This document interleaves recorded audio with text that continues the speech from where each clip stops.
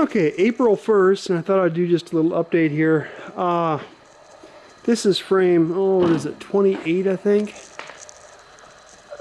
Frame 28, which is a little different than all the rest of the frames in the fact that it's got a short little floor here rather than the full 9.5 inches. This one's 4.5 inches.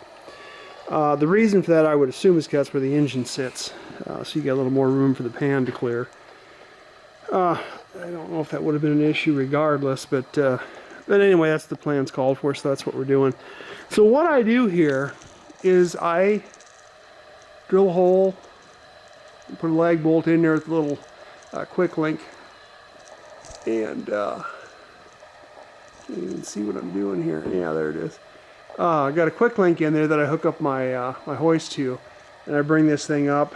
I trim these down, the frames down a little bit. I left them just a little tight, a little close together on purpose, so I could trim them to match wherever the keel wound up being. And the keel started out at 9 1/4, and it's about 9 1/8 right now, which is what I kind of figured it would be. So that's right on the money. So then once I've got that up here and in position, I can start working on this floor timber. And then I put on the exact center there, I've got a string on a nail. I've actually got the nail offset from the center line so that the side of the string coming down is straight down on the center of the keel here. And I got the center of the keel marked several places down there. And you need to get this just absolutely perfect, because if this is indicating off just a little bit one way or the other, and then the ends will be off, you know, up or down, it's considerably more. But it actually is a pretty accurate way of doing it. And George had mentioned too that if you've got the frames built properly, they'll have to be, you know, if you went from tip over to tip, they would have to be on the same plane or level. And like I said, I did a pretty good job of my lofting cable there, making sure that those were precise. So this string here is all I really need. I trust this more than I would trust putting a level up there. I mean, you certainly could, but you know, providing you got that board placed perfectly, you know, perfectly in position on each end of the frame there. Which, oh, there you go. You're breaking things. Yeah, you always got to be in the center of the action, don't you? Yeah. Anyway, so I trust this more than I trust putting a level up there, and the board could be a little twisted. I mean, these 2x6s that I'm using, and you know, they aren't perfect. So I would trust this a whole lot more than putting a level up there.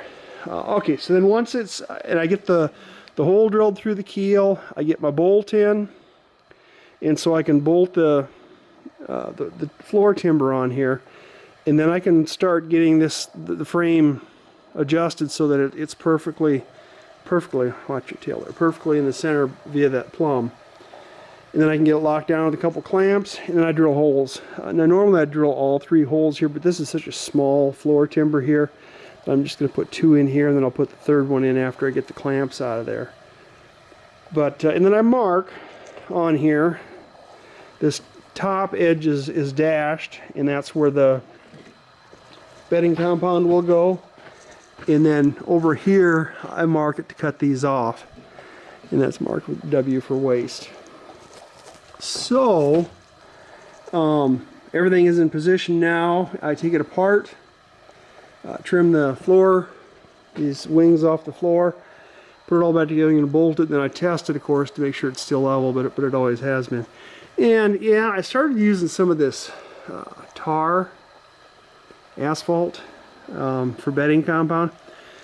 The Dolphinite isn't particularly easy to use either. It's kind of strange stuff to work with. I mean, it cleans up a lot easier. You can wipe it off of things, but I don't know if it's a absolute wonderful, better product. Yeah, it probably is. But anyway, so I started using a little bit of the asphalt here, and I really think it's fine. I don't know, some of these I've been treating the the ends with the preservative, and others I'll have to come back and do. Anyway, I think I'll start treating most of these pieces with preservative before I put them in. Of course, when two pieces of wood meet, you have to have the preservative and the bedding compound down first before you assemble them. They are not right now because it's gonna come apart. I just need to do this to get it all situated properly, which it is. It's looking pretty good. Oh, yeah, you gotta line up the bearding line with the edge of the floor, or the frames there, and that's going to vary as to which side of the curvature of the hull that you're on as to where this frame's gonna rest. But right about here, it's actually fairly level, and it's not going to take much work to bring these parallel to each other, or perpendicular to the line, I guess it would be. But anyway, when you got one side that's close, and then we'll go around the other side, and the other side is close, you just kind of split the difference. And George was talking, you know, up to a ½ inch or so, and you can see here we're almost dead on both of these, so that's quite good. But this is all going to need to be trimmed up, you know, to a certain extent after before you start framing. So anyway, that's the process I'm using to install these, and I know that's not what George recommended, but that's the way I'm doing it.